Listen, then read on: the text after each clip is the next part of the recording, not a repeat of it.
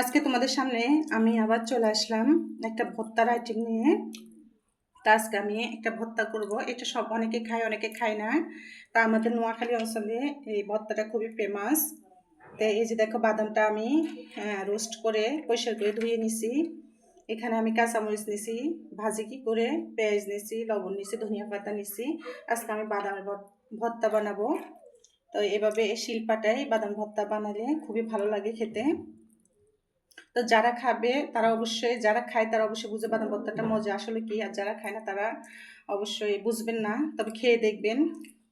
তো চলো আমি এখন এগুলো আগে বেটে নিব।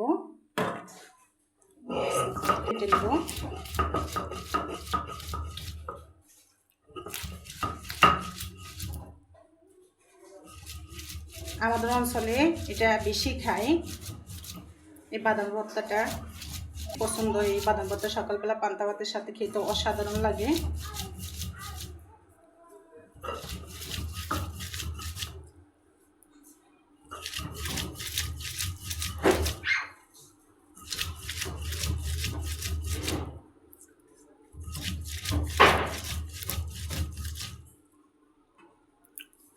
এখন আমি বাদামগুলো দিয়ে দেব।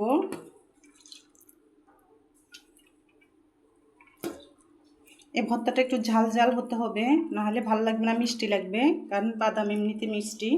তো একটু মরিচটা আপনারা মরিচটা বাড়িয়ে দিবেন, ঝাল ঝাল হলে খুবই ভালো লাগে ভর্তাটা। এই যে বাদামটা ভালো করে এটার সাথে বেটে নেব।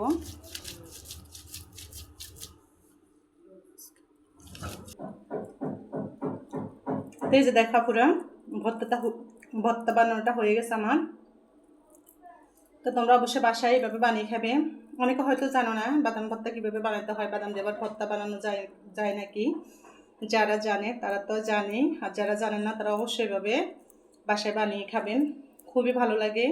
তবে একটু ঝালটা বাড়িয়ে দিতে হবে, নাহলে বাদামটা মিষ্টি মিষ্টি লাগবে। পেঁয়াজ, ধনিয়া পাতা এবং মরিচ এই তিনটে বাড়িয়ে দিবেন, দেখবেন খাইতে অসাধারণ লাগে। তো ভালো লাগলে অবশ্যই আমার এই ভিডিওটা একটা কমেন্ট, লাইক, শেয়ার করে দিবেন।